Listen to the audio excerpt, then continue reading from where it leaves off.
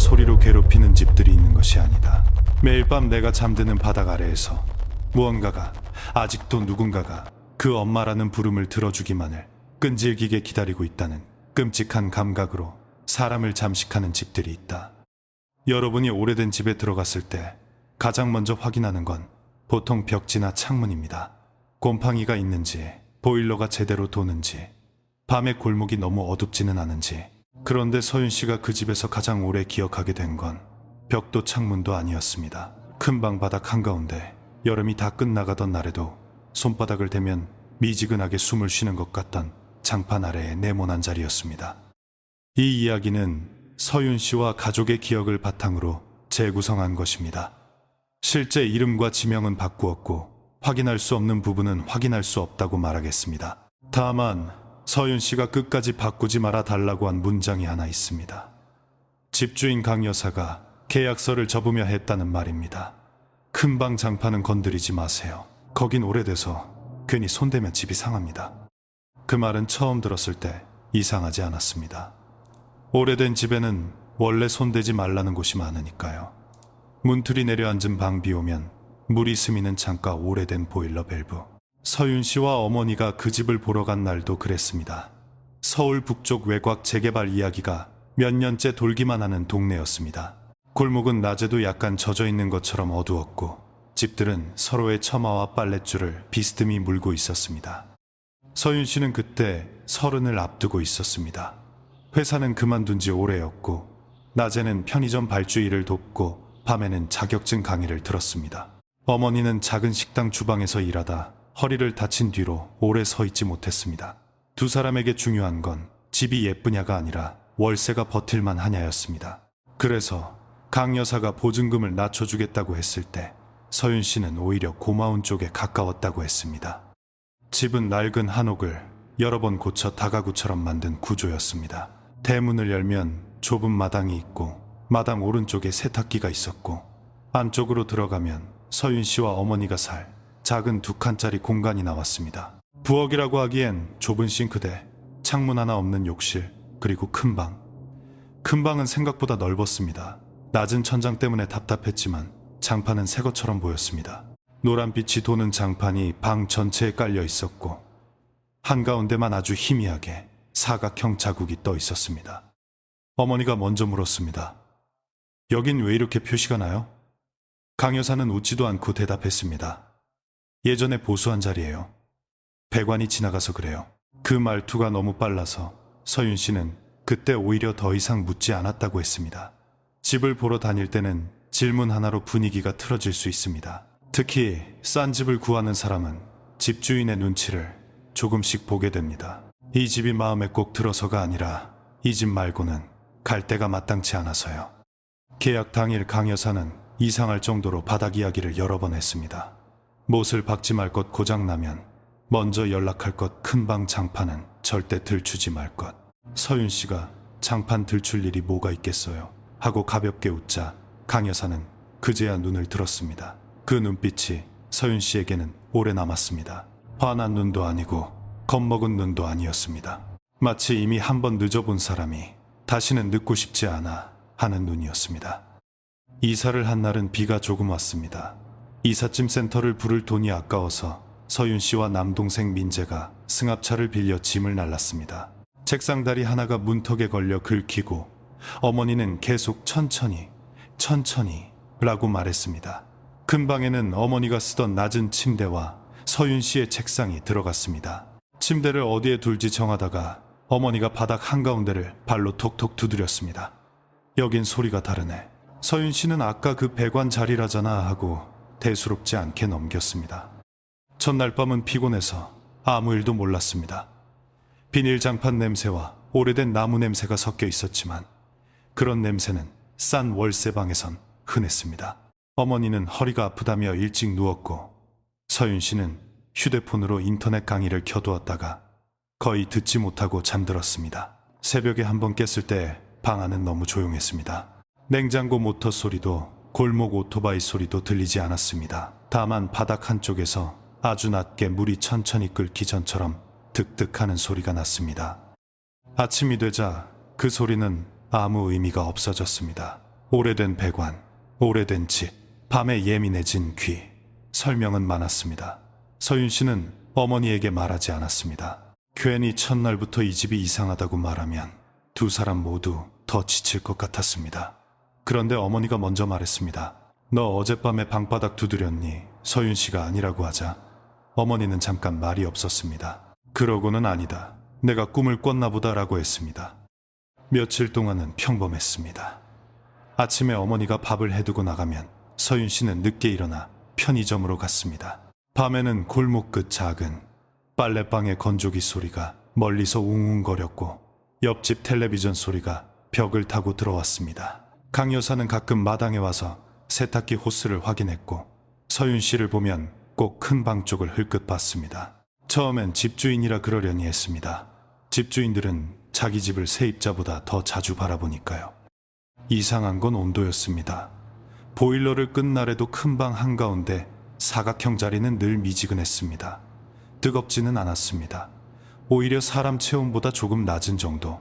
발바닥을 대면 그냥 지나칠 수 있는데 손바닥으로 눌러보면 다른 장판과 확실히 달랐습니다. 어머니는 처음엔 좋아했습니다. 허리 아플 때 여기 누우면 낫겠다. 실제로 어머니는 그 자리 근처에 얇은 이불을 깔고 자주 누웠습니다. 서윤 씨는 그게 조금 싫었습니다. 이유는 설명하기 어려웠습니다. 따뜻한 자리가 편안해야 하는데 그 집에서는 누군가 방금 일어난 자리처럼 느껴졌습니다. 냄새가 난 건 이사한 지 열흘쯤 지난 뒤였습니다. 저녁에 비가 오고 골목 배수구에서 물이 역류한 날이었습니다. 서윤 씨가 문을 열고 들어오자 방 안에서 젖은 종이 냄새가 났습니다. 오래된 책이 물을 먹고 마르지 못했을 때 나는 냄새였습니다.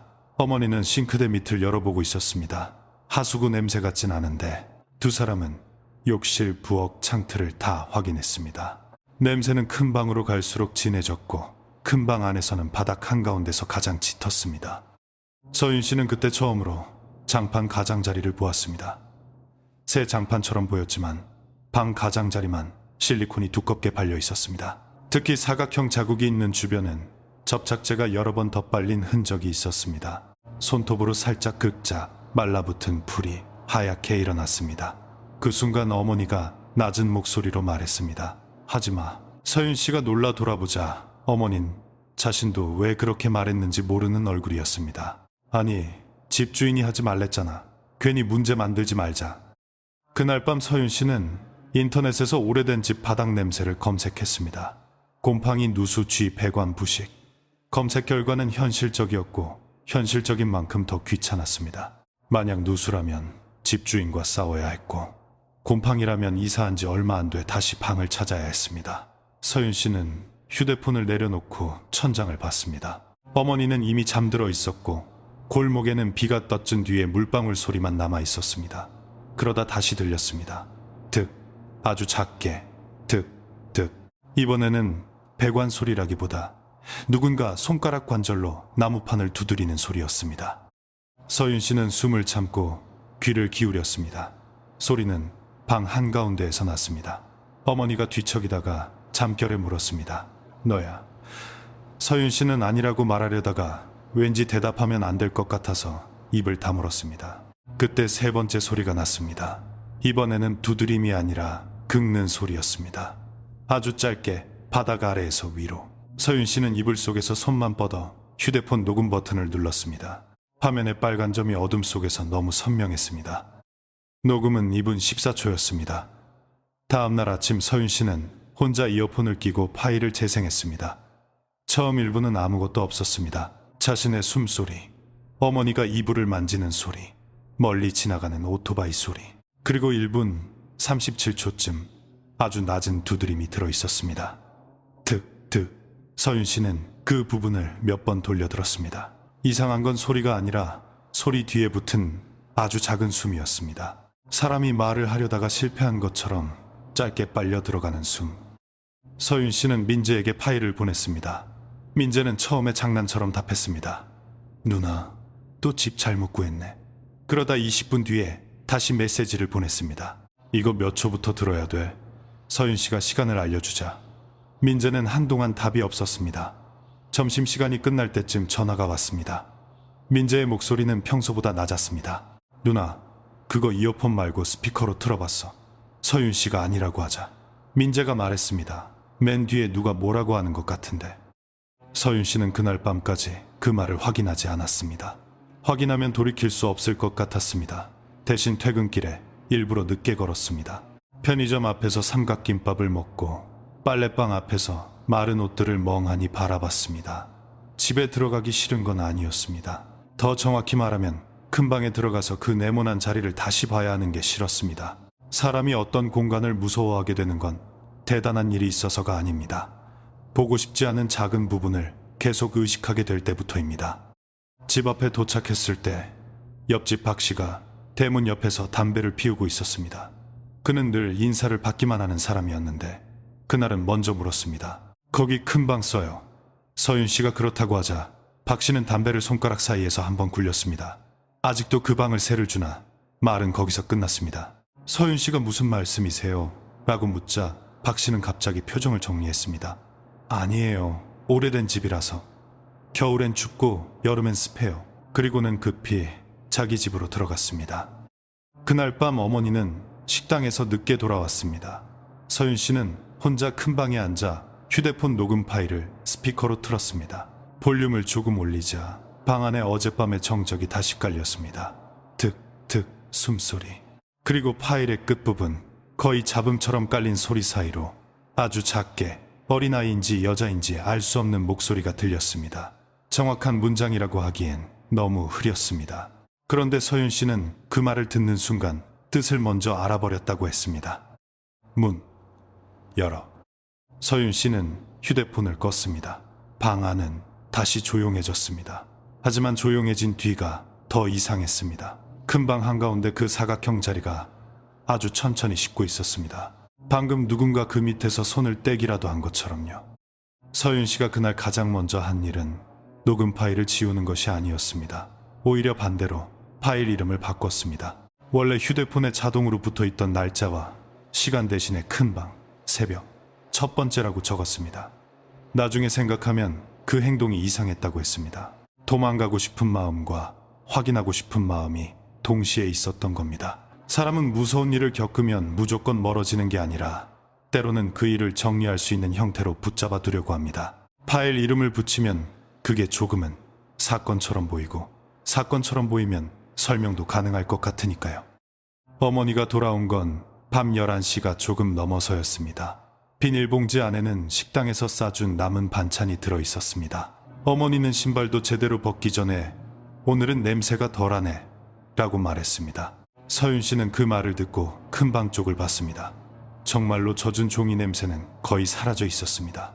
대신 방 안에는 이상하게 따뜻한 먼지 냄새가 남아 있었습니다. 오래된 이불을 햇볕에 말리지 못하고 장롱 안에 오래 넣어두었을 때 나는 냄새. 어머니는 손을 씻고 와서 큰 방 문턱에 앉더니 바닥 한가운데를 피해서 이불을 폈습니다. 서윤 씨는 그걸 보고 물었습니다. 엄마 왜 거기 안 누워? 어머니는 반찬통 뚜껑을 닫으며 아무렇지 않게 대답했습니다. 오늘은 싫어. 왜 그냥 거기 누우면 꿈을 너무 많이 꿔. 그 말이 이상했습니다. 어머니는 원래 꿈 이야기를 잘 하지 않는 사람이었습니다. 꿈을 꿔도 아침에 일어나면 다 잊어버린다고 했고 누가 꿈풀이 같은 걸 말하면 그런데 신경 쓰지 말라고 했습니다. 그런데 그날은 먼저 꿈이라는 단어를 꺼냈습니다. 서윤 씨가 조심스럽게 무슨 꿈하고 묻자 어머니는 한참 동안 손등에 묻은 물기를 닦았습니다. 누가 바닥 밑에서 계속 이불을 잡아당기는 꿈. 어머니는 그렇게 말하고 바로 웃었습니다. 웃음은 짧고 민망했습니다. 내 허리가 안 좋아서 그런가 봐. 몸이 눌리는 느낌이 있잖아. 서윤 씨도 따라 웃어야 할 것 같아서 웃었습니다. 하지만 그 웃음이 방 안에서 오래 머물지 못했습니다. 두 사람 사이에 놓인 낮은 밥상식은 반찬 켜놓은 형광등 모두 그대로였는데도 큰 방의 한가운데만 조금 비어 보였습니다. 마치 사람이 앉을 자리를 비워놓은 것처럼요. 그날 밤 서윤 씨는 잠을 거의 자지 않았습니다. 어머니가 잠든 뒤에도 휴대폰 녹음 앱을 켜두고 바닥에서 조금 떨어진 책상 밑에 놓았습니다. 화면 밝기를 낮추고 이불 속에 들어갔지만 눈은 계속 떠 있었습니다.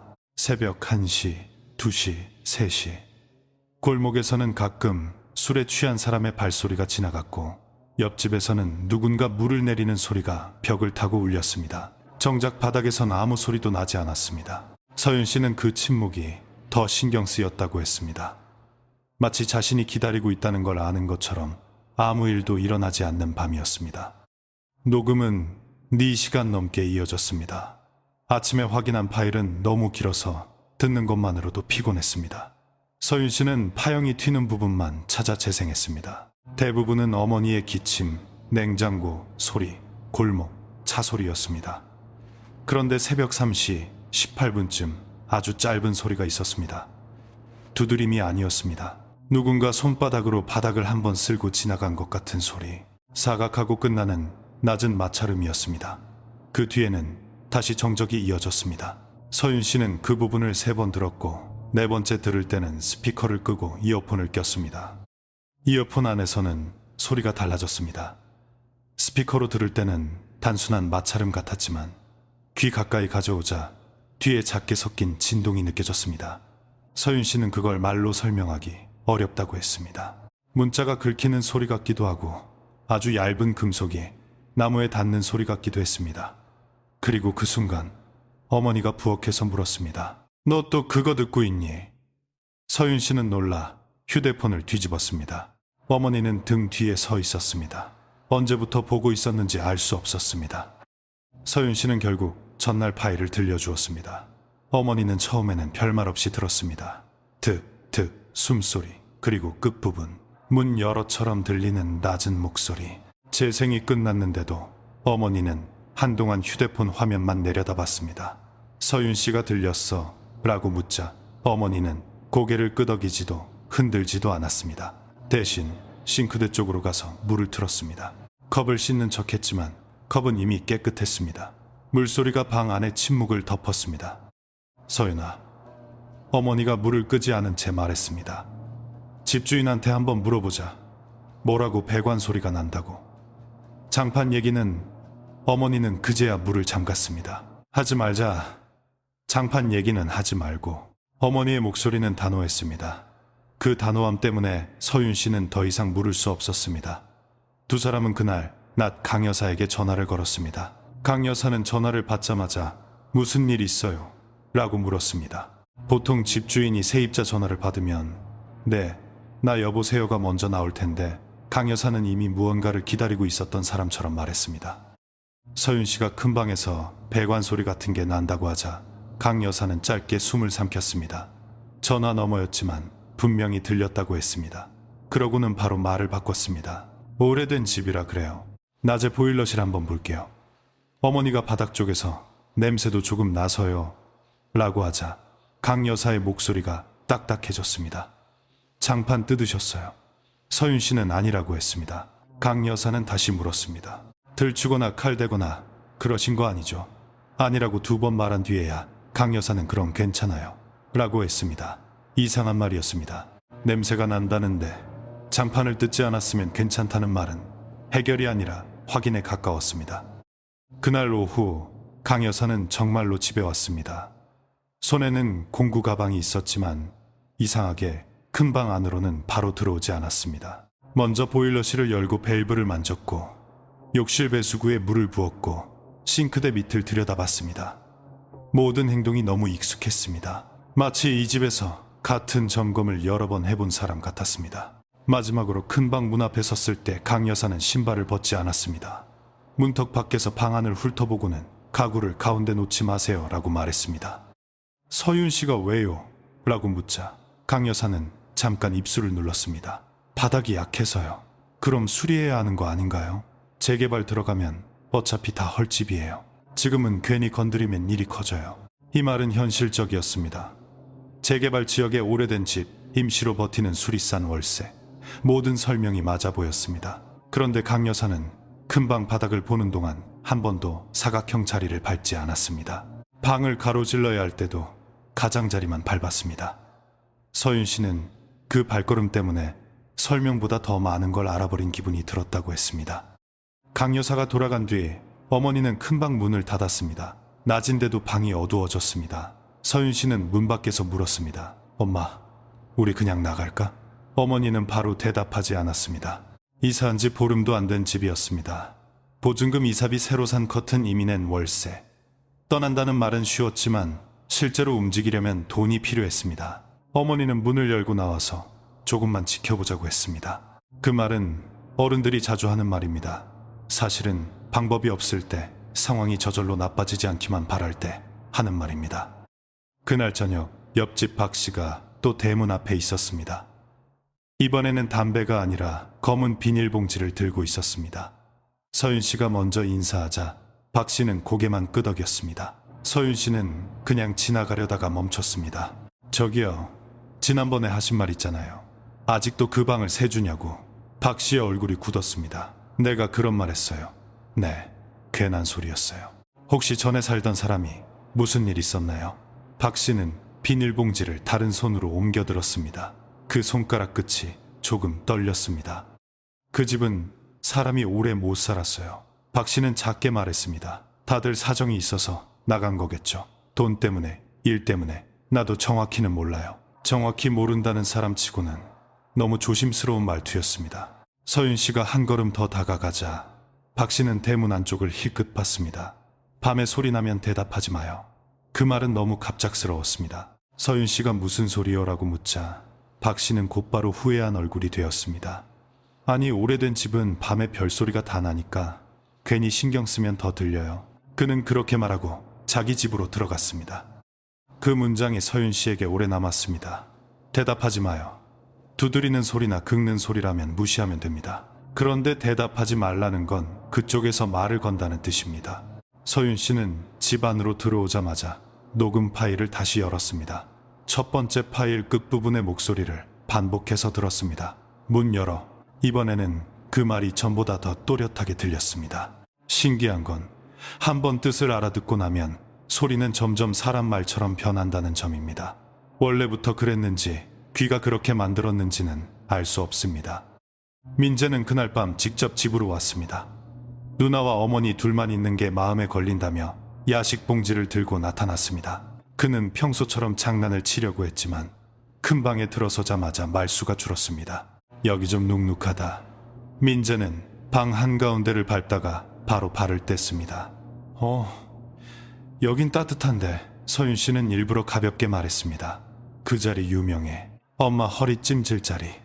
어머니는 웃지 않았습니다. 민재도 더 묻지 않았습니다.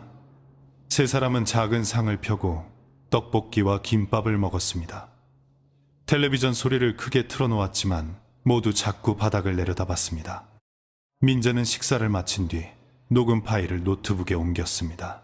그는 대학에서 영상 동아리를 한 적이 있어 간단한 오디오 편집 프로그램을 다룰 줄 알았습니다. 전문가는 아니었지만 잡음을 키우고 특정 구간을 반복하는 정도는 할 수 있었습니다. 세 사람은 불을 켠 채 책상 앞에 모였습니다. 파형이 화면에 길게 나타났습니다. 득득하는 부분은 작은 봉우리처럼 솟아 있었고 끝부분 목소리는 거의 보이지 않았습니다. 민재는 볼륨을 올리고 저음력을 조금 줄였습니다. 그러자 목소리처럼 들리는 부분이 방 안에 퍼졌습니다. 문 열어. 어머니가 그 순간 자리에서 일어났습니다. 의자가 뒤로 밀리며 바닥을 긁었습니다. 서윤 씨가 엄마를 부르자 어머니는 손으로 입을 막고 있었습니다. 민재가 재생을 멈췄습니다. 방 안은 조용해졌고 큰 방 밖 골목에서는 누군가 웃으며 지나가는 소리가 들렸습니다. 평범한 밤의 소리였습니다. 그런데 어머니는 그 웃음소리에도 놀란 사람처럼 몸을 움츠렸습니다. 한참 뒤 어머니가 말했습니다. 나 그 말 들은 적 있어. 서윤 씨는 무슨 뜻이냐고 물었습니다. 어머니는 바닥을 보지 않으려고 애쓰며 대답했습니다. 꿈에서. 어머니의 꿈은 단순했습니다. 큰 방에 혼자 누워있는데 바닥 밑에서 누군가 아주 작게 말을 했습니다. 처음엔 멀리서 부르는 소리 같았고 나중엔 이불 바로 아래에서 들렸습니다. 문 열어. 어머니는 꿈속에서 일어나려고 했지만 몸이 움직이지 않았습니다. 그때 바닥 한가운데가 아주 조금 부풀어 올랐다고 했습니다. 누군가 아래에서 손바닥으로 밀고 있는 것처럼. 어머니는 그걸 말하면서도 계속 꿈이야, 그냥 꿈이야 라고 덧붙였습니다. 그런데 그 말은 서윤 씨보다 어머니 자신을 설득하기 위한 말처럼 들렸습니다. 민재는 그날 집에 가지 않았습니다. 세 사람은 큰 방 대신 부엌 옆 좁은 공간에 이불을 깔았습니다. 자리가 부족해서 다리를 접고 누워야 했지만 아무도 불평하지 않았습니다. 큰 방 문은 닫아두었고 문 앞에는 어머니가 식탁 의자를 하나 세워놓았습니다. 문이 저절로 열릴 리 없다는 건 모두 알고 있었습니다. 그래도 의자가 있으면 조금 나을 것 같았습니다. 새벽이 가까워질수록 집안의 소리는 하나씩 줄었습니다. 냉장고 모터가 멈추고 골목 발소리가 사라지고 마당 수도관에서 물 떨어지는 소리만 남았습니다. 새벽 2시 41분, 큰 방 안에서 의자가 움직였습니다.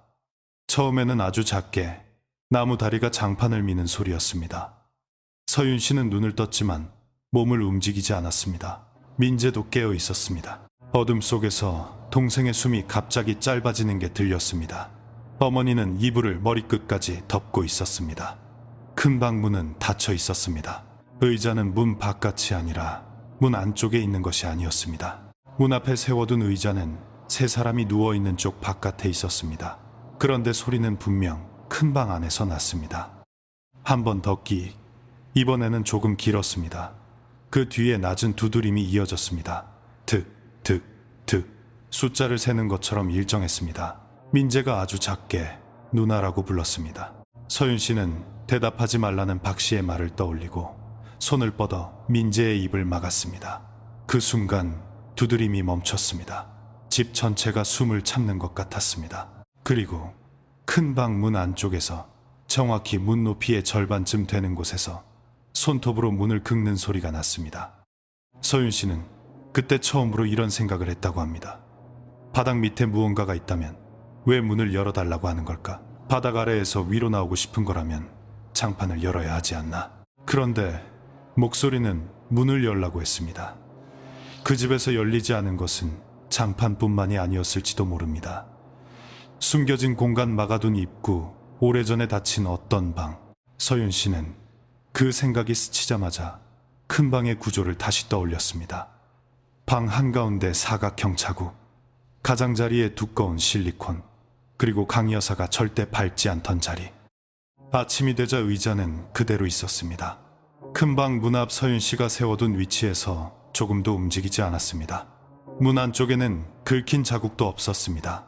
장판도 멀쩡했습니다. 밤새 일어난 모든 일이 귀와 몸 안에만 남아있는 것 같았습니다. 민재는 말없이 노트북을 열어 밤새 켜두었던 녹음 파일을 확인했습니다. 이번에는 세 사람이 함께 있었기 때문에 파일 하나로 착각을 설명하기가 더 어려웠습니다. 새벽 2시 41분, 의자 끄는 소리처럼 들리는 긴 마찰음, 그 뒤에 두드림, 그리고 문 긁는 소리. 민재는 그 파일을 저장하면서 손을 멈췄습니다. 누나, 왜 이거 끝에 또 있어? 서윤 씨는 듣고 싶지 않았지만 고개를 끄덕였습니다. 민재가 볼륨을 올렸습니다. 파일의 끝부분, 세 사람이 아무 말도 하지 않고 숨만 죽이고 있던 그 구간에 아주 작은 목소리가 들어있었습니다. 이번에는 문 열어가 아니었습니다. 더 짧고 더 가까웠습니다. 마치 녹음기 바로 옆에서 누군가 입술을 붙이고 말한 것처럼. 엄마. 그 단어가 나오자 어머니는 손에 들고 있던 컵을 놓쳤습니다. 컵은 깨지지 않고 장판 위를 굴러갔습니다. 굴러간 컵은 큰 방 문 앞에서 멈췄습니다. 아무도 주우러 가지 않았습니다. 세 사람은 한동안 그 컵만 바라봤습니다. 햇빛이 창문 없는 부엌까지 겨우 들어와 컵의 가장자리를 희미하게 비췄습니다. 어머니는 그날 처음으로 울었습니다. 소리를 내서 온 것이 아니라 얼굴을 손으로 가리고 아주 조용히 울었습니다. 서윤 씨는 그때 알았다고 했습니다. 어머니가 단순히 무서워하는 게 아니라 무언가를 알아듣고 있다는 것을요. 어머니는 그날 아침 식탁 앞에서 오래 앉아 있었습니다. 컵을 놓친 뒤로 물 한 모금도 마시지 않았고 서윤 씨가 괜찮냐고 묻자 고개만 끄덕였습니다. 민재는 노트북 화면을 닫았다 열었다 하면서 녹음 파일을 다시 확인했습니다. 엄마라는 소리는 너무 짧아서 누가 들으면 잡음이라고 할 수도 있었습니다. 하지만 세 사람에겐 아니었습니다. 그 단어는 이상하게도 집안의 공기를 바꿔놓았습니다. 이제 바닥 밑에 무엇이 있느냐보다 왜 그 말이 어머니를 향해 나온 것처럼 들렸느냐가 더 불편한 질문이 되었습니다. 어머니는 점심이 다 돼서야 입을 열었습니다. 나를 부른 건 아닐 거야. 그 말은 대답이라기보다 부탁에 가까웠습니다. 서윤 씨가 아무 말도 하지 않자 어머니는 손바닥으로 식탁 가장자리를 문질렀습니다. 그냥 그 말이 제일 무서웠어. 누가 엄마라고 부르면 모르는 애라도 몸이 먼저 반응하잖아. 서윤 씨는 그제야 어머니가 왜 울었는지 조금 이해했습니다. 세상에는 귀신보다 먼저 움직이는 말들이 있습니다. 살려달라는 말, 아프다는 말, 그리고 엄마라는 말. 그 말은 듣는 사람에게 책임을 씌웁니다. 모른 척하기 어렵게 만듭니다. 민재는 그날 바로 이사 가자고 했습니다. 돈은 자신이 어떻게든 빌려보겠다고 했습니다. 서윤 씨도 그러고 싶었습니다.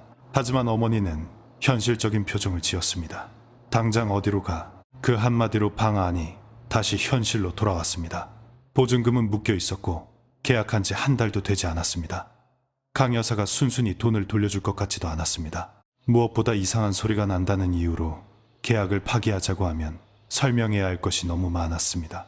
녹음 파일을 들려준다고 해도 누군가는 웃을 것이고 누군가는 병원 이야기를 꺼낼지도 몰랐습니다. 그래서 세 사람은 가장 소심한 방법부터 시작했습니다. 장판을 완전히 들추는 대신 큰 방의 물건을 모두 가장자리로 밀었습니다. 침대, 책상, 플라스틱 서랍장, 어머니의 작은 화장대, 방 한가운데에 네모난 자리가 드러났습니다. 낮에 보니 그 자국은 더 선명했습니다. 장판 무늬가 이어지지 않는 것은 아니었지만 빛을 비스듬히 받으면 사각형선이 떠올랐습니다. 내 귀퉁이는 아주 미세하게 눌려 있었고 한쪽 모서리만 다른 부분보다 약간 반들거렸습니다. 누군가 그 부분을 여러 번 손으로 만진 것처럼요. 민재는 휴대폰 손전등을 켜고 바닥에 엎드렸습니다. 칼로 자른 자국은 아닌데 그는 손끝으로 장판 표면을 살짝 눌렀습니다. 사각형 안쪽은 주변보다 조금 더 말랑했습니다. 오래된 나무 위에 장판을 깐 느낌이 아니라 아래에 빈 곳이 있는 얇은 판자 같았습니다. 서윤 씨가 세게 누르지 마 라고 하자 민재는 손을 뗐습니다. 그 순간 세 사람 모두 같은 걸 들었습니다. 바닥 아래에서 아주 작게 톡 하는 소리가 났습니다. 눌린 힘에 반응한 소리라고 생각할 수도 있었습니다. 그런데 그 소리는 민재가 손을 뗀 뒤에 났습니다. 어머니는 방 밖으로 나갔습니다. 서윤 씨는 따라가려다가 멈췄습니다. 큰 방 문턱 옆 벽지 아래쪽에 조금 떠 있는 게 보였습니다. 이사 첫날에는 보지 못했던 부분이었습니다. 오래된 벽지 위에 새 벽지를 덧붙인 자리였고 그 아래로 얇은 종이 조각이 삐져나와 있었습니다. 서윤 씨가 손톱으로 조심스럽게 잡아당기자 누렇게 바랜 종이가 조금씩 나왔습니다. 영수증인가 싶었지만 아니었습니다. 그것은 아이 키를 재는 스티커의 일부였습니다. 알록달록한 동물 그림이 있어야 할 자리에는 색이 거의 빠져 있었고 검은 펜으로 숫자가 적혀 있었습니다. 103. 민재가 읽었습니다. 그 아래에는 삐뚤빼뚤한 글씨가 있었습니다. 서윤 씨는 처음에 이름인지 몰랐습니다. 종이가 찢겨서 앞부분이 조금 사라져 있었기 때문입니다. 남은 글자는 채였습니다. 그 위쪽을 더 조심스럽게 벗기자 벽지 속에서 오래된 연필선이 나타났습니다. 작은 눈금들, 날짜처럼 보이는 숫자들, 그리고 이름 하나, 은채. 글자는 어른이 쓴 것 같지 않았습니다. 아이의 키를 재며 부모가 벽에 남긴 글씨처럼 보였습니다. 그 순간 엄마라는 녹음 속 단어가 다시 떠올랐습니다. 물론 그것만으로는 아무것도 말할 수 없었습니다. 오래된 집에는 전세입자의 흔적이 남습니다. 아이가 살았을 수도 있고 그 아이 이름이 은채였을 수도 있습니다. 벽지 안에 키재기 자국이 남은 건 이상하지만 불가능한 일은 아니었습니다. 오히려 그런 식의 흔적은 재개발 동네 집에서 종종 발견됩니다. 급히 도배하고 제대로 뜯지 않고 다음 사람이 들어오고. 하지만 서윤 씨가 이상하게 느낀 건 이름 자체가 아니었습니다. 이름이 적힌 위치였습니다. 키를 재는 표시가 벽의 중간쯤에서 끝나지 않고 바닥 가까운 곳까지 내려와 있었습니다. 마치 누군가 서 있는 아이의 키를 텐 게 아니라 앉아 있거나 웅크린 아이의 높이를 표시한 것처럼요. 민재는 더 찾아보자고 했습니다. 어머니는 하지 말라고 했습니다. 두 사람은 처음으로 그 집에서 크게 다뉜습니다. 민재는 이 정도면 그냥 넘어갈 수 없잖아 라고 했고 어머니는 넘어가야 할 때도 있어 라고 했습니다. 그 말이 더 이상했습니다. 서윤 씨가 어머니를 봤습니다. 엄마, 뭐 아는 거 있어? 어머니는 고개를 저었습니다. 하지만 너무 빨랐습니다. 모르는 사람이 고개를 젓는 속도가 아니라 알고 싶지 않은 사람이 먼저 막는 속도였습니다. 어머니는 결국 저런 집에는 사연이 없을 수가 없어. 그걸 우리가 다 알아야 하니 라고 말했습니다. 그날 오후 민재는 동네 부동산에 갔습니다. 누나 몰래 간 건 아니었지만 어머니에게는 말하지 않았습니다. 그는 근처 공인중개사 사무소 두 곳을 돌아다녔고 그 집에 대해 물었습니다. 첫 번째 사무소에서는 별다른 말을 해주지 않았습니다. 재개발 구역이라 매물이 복잡하고 오래된 집은 수리 이력이 많다는 정도였습니다. 두 번째 사무소의 나이든 중개사는 주소를 듣자마자 눈을 피했습니다. 거긴 강씨네 집 아닌가. 민재가 맞다고 하자 중개사는 컴퓨터 화면을 괜히 클릭했습니다. 요즘도 세를 줘요. 그 반응은 박씨와 비슷했습니다. 민재는 그 집에서 예전에 아이가 산 적 있냐고 물었습니다. 중개사는 대답하지 않았습니다. 대신 그런 건 집주인한테 물어봐야지 라고 했습니다. 그리고 잠깐 뒤에 작은 목소리로 덧붙였습니다. 옛날에 그 집에 가족이 하나 오래 살긴 했어요. 정확한 건 몰라요. 동네 사람들이 말 보태는 거 싫어서. 민재가 은채라는 이름 아세요? 라고 묻자 중개사의 손이 멈췄습니다. 아주 짧은 순간이었지만 충분했습니다. 그는 고개를 들지 않고 말했습니다. 학생, 그런 이름 어디서 들었어요? 민재는 대답하지 못했습니다. 그 질문 자체가 이미 대답 같았기 때문입니다. 민재가 돌아왔을 때 집안에는 강 여사가 와 있었습니다. 서윤 씨는 나중에 그 장면이 가장 싫었다고 했습니다. 강 여사는 부엌 문 앞에 서 있었고 어머니는 큰 방 문턱에 앉아 있었습니다. 분위기는 점검을 나온 집주인과 세입자의 대화가 아니었습니다. 마치 어른들이 아이들 몰래 오래된 이야기를 덮으려다 들킨 것 같았습니다. 강 여사는 민재가 들어오자마자 얼굴이 굳었습니다. 아드님도 여기 사세요. 어머니가 잠깐 온 거예요. 라고 하자 강 여사는 큰 방 쪽을 보며 말했습니다. 사람이 많으면 바닥이 더 상해요. 그 말에 민재가 참지 못했습니다. 바닥이 상하는 게 문제예요. 아니면 밑에 뭐가 있는 게 문제예요. 방 안이 조용해졌습니다. 강 여사는 바로 화를 내지 않았습니다. 오히려 너무 침착해졌습니다. 무슨 뜻이에요? 민재는 벽지 속에서 나온 기재기 흔적을 말했습니다. 은채라는 이름도 말했습니다. 강 여사의 얼굴은 그때 처음으로 늙어 보였다고 합니다. 눈가가 갑자기 꺼지고 입술 주변이 하얘졌습니다. 하지만 그녀는 끝까지 모른다고 했습니다. 전에 살던 사람 흔적이겠죠. 오래된 집에 그런 게 왜 없겠어요? 서윤 씨는 조용히 물었습니다. 그럼 왜 장판은 건드리지 말라고 하셨어요? 강 여사는 서윤 씨를 보지 않았습니다. 아까도 말했잖아요. 바닥이 약해서. 약하면 수리하면 되잖아요. 수리할 돈이 없어요. 보증금 낮춰주실 돈은 있고요. 그 말이 나가자마자 서윤 씨는 자신이 너무 세게 말했나 싶었습니다. 하지만 이미 늦었습니다. 강 여사는 가방 손잡이를 꽉 쥐었습니다. 그리고 아주 낮은 목소리로 말했습니다. 그 집에서 조용히 살 수 있는 사람한테 싸게 준 거예요. 그 말은 협박처럼 들리기도 했고 고백처럼 들리기도 했습니다. 조용히 산다는 게 무엇인지 서윤 씨는 묻고 싶었습니다. 밤에 들리는 소리에 대답하지 않는 것인지, 장판 아래를 열어보지 않는 것인지, 아니면 예전에 있었던 일을 모르는 척하는 것인지. 하지만 어머니가 서윤 씨의 팔을 잡았습니다. 손이 차가웠습니다. 강 여사는 곧바로 말을 바꿨습니다. 불편하면 계약 해지해드릴게요. 대신 이번 달 월세랑 도배 비용은 제하고요. 조건은 터무니없었습니다. 나가라는 말이면서 나갈 수 없게 만드는 말이었습니다.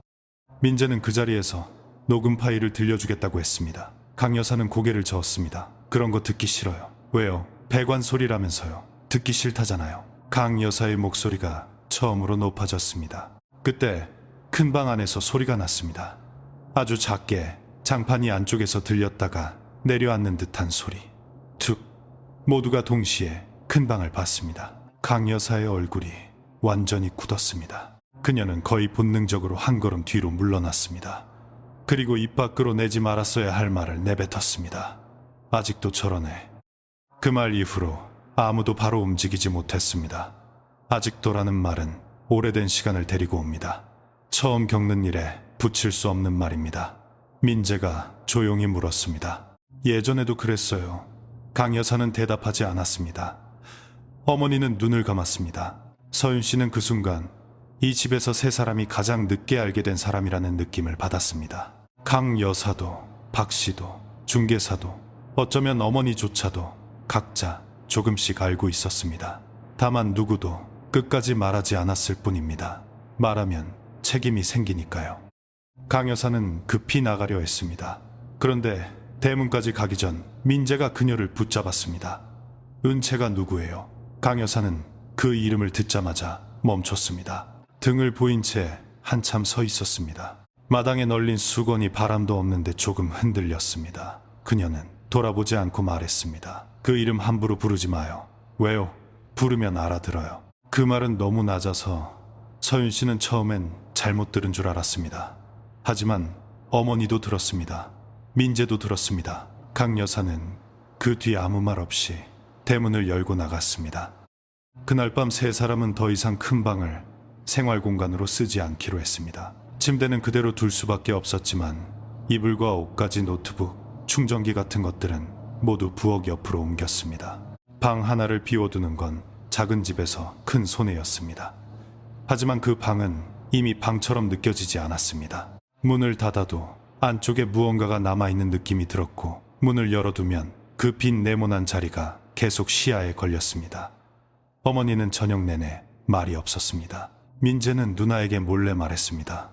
내일 사람 불러서라도 열어보자. 서윤 씨는 대답하지 못했습니다. 알고 싶었습니다.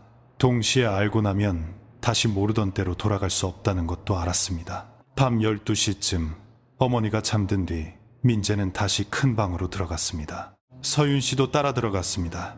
두 사람은 손전등을 켜고 장판 가장자리를 살폈습니다. 완전히 뜯을 생각은 아니었습니다. 그저 사각형 자국 근처에 접착 상태만 보려 했습니다. 그런데 한쪽 모서리 낮에 반들거려 보였던 부분에 아주 작은 틈이 있었습니다. 손톱 하나 겨우 들어갈 정도였습니다. 민재가 숨을 멈추고 그 틈을 살짝 들어 올렸습니다. 장판은 생각보다 쉽게 들렸습니다. 너무 쉽게 들렸기 때문에 오히려 이상했습니다. 겉으로는 여러 번 붙인 것처럼 보였지만 그 모서리만은 누군가 계속 열고 닫은 것처럼 접착력이 거의 없었습니다.